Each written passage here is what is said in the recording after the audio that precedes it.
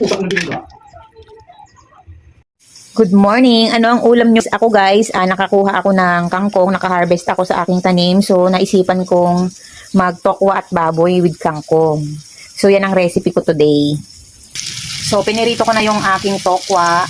Tapos, yung isasahog ko namang baboy. So, ayan, nilaga ko na yan siya para maluto na siya, tapos lumambot. Tapos, mamaya, after kong maprito lahat ng tokwa, ipiprito ko naman yung baboy.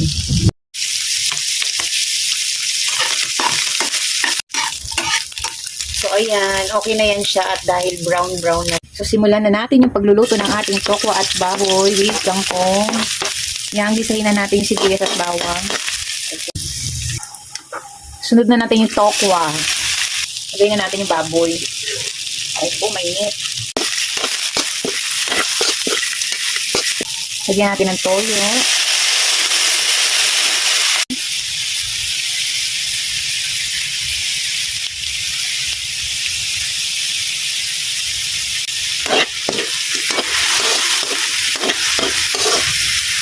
Lagyan natin paminta.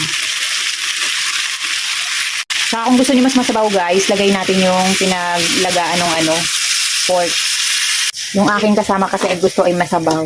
So lagyan natin ng tubig. Nasa sa inyo naman guys kung gusto niyo masabaw o hindi.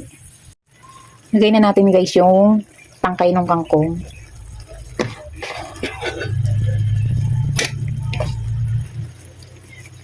So, hindi ko pinagsabay yung dahon tsaka yung tangkay kasi mas madaling maluto yung dahon. Mix naman natin yung dahon. Kala mo ang dami ng dahon pero kaunti lang yan. Pag naluto yan. Iimpis yan bigla.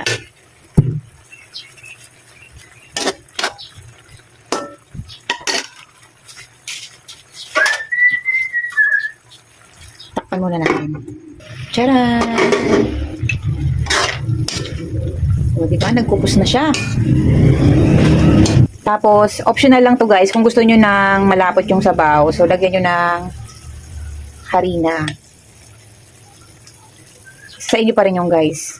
Kasi kami gusto namin ng malapot yung sabaw.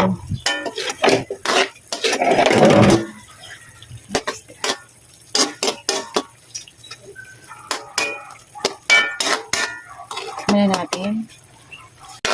Oh, perfect. Sobrang sarap ng lasa niya. So, luto na to siya, guys.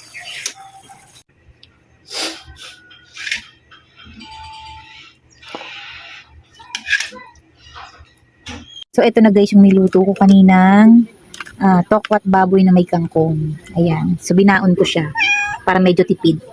Ako tsaka si partner nagbaon. May konti pang natira sa bahay. Ulam pa ng mga bata.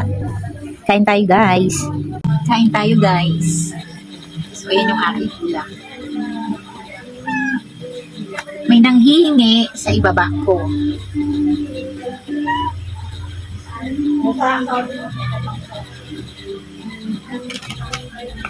Yaw. Mamaya. Kakain ka ba ng tokwa?